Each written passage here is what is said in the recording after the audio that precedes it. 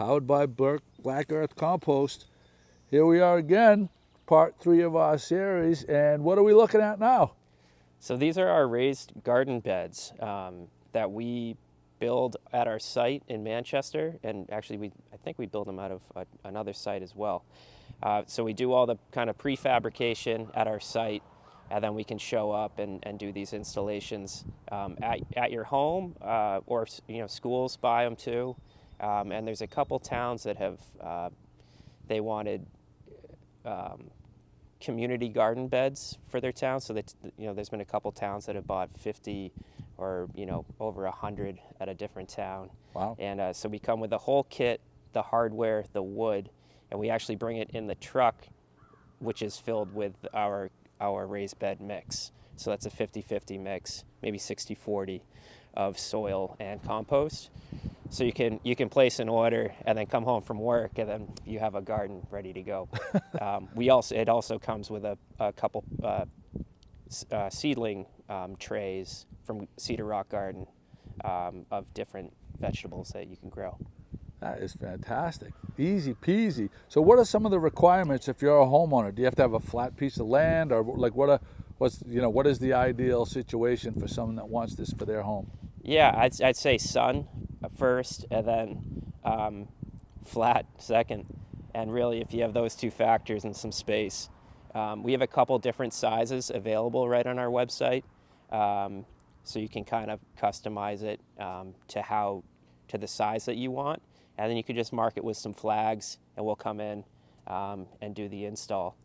There's also been some restaurants that actually had space on their property that did an install of these, which is our completely full circle. We're picking up the material from the restaurant, composting it, and then bringing it back, and they're growing food, and they're using the spices, the herbs and stuff, and maybe some of the vegetables in the dishes. So it's, if you've been to Stop and Shop or Shaw's, even Market Basket lately, and you go and every recipe seems like they want parsley, basil, this, that, and the other thing. Every single little packet is like $5. It's like bananas how much it costs. And right here, you could have pretty much an unlimited supply of herbs, fresh herbs for your food, and nothing tastes like fresh herbs in a recipe. That's for sure. Lettuce. What other kind of things do people grow in these kind of raised beds? Not a huge chef myself, but I basil, rosemary, tomatoes. Pretty much anything that you want. How about lettuce? Sure. Lettuce is actually one of the starter seedlings that we get because it's a good one to pick, and then it reblooms, and you can kind of use it throughout the season. Those things that you mentioned are also a big portion of food waste because they have a low shelf life. Nice. So if you're constantly growing it in your backyard, you're actually aiding in reducing the food scrap as well, because you're growing something that might have a shorter shelf life if it was in a grocery store.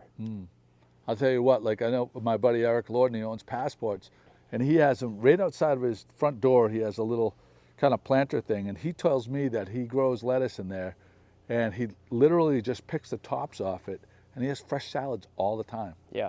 That's something you could probably do. Yeah, absolutely. And we work together also with Backyard Growers, who just had their ribbon cutting ceremony at Burns Field the other day, and we kind of worked together to get them compost to fill beds that they might do installs with too.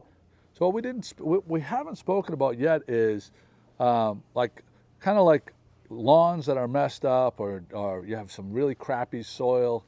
Do you sell soil, or like how does it work? Say someone has. I know personally, we're going to do something at my house.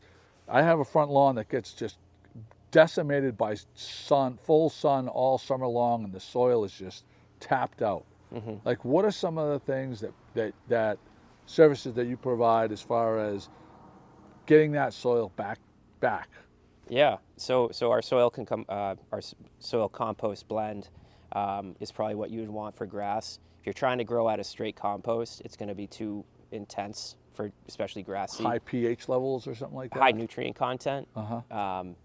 And So you're still going to have to do all the normal things to maintain a lawn if you really want to get into it, like aerate and dethatch, and then really incorporate the compost into the soil like that.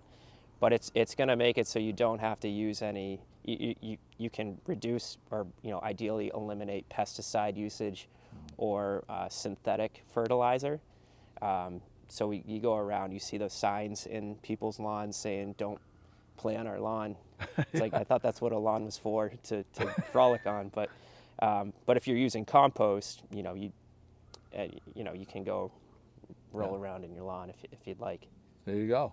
All right. There's a whole bunch of different things. I imagine, again, as always, the website is probably chock packed full of information, more than we could ever tell in these 5-minute segments.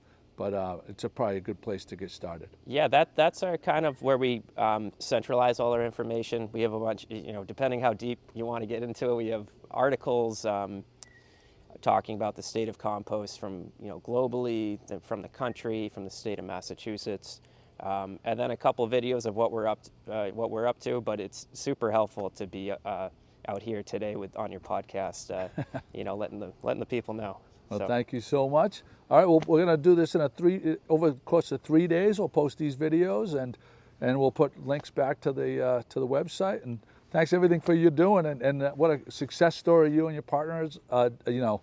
What growing over time into this incredible. You said, how many customers do you have? Yeah, so over 30,000 residential customers, but then we have the commercial stops, maybe 500, 600 of those, and then getting down into Newport, Rhode Island, and working with a couple great businesses down there as well.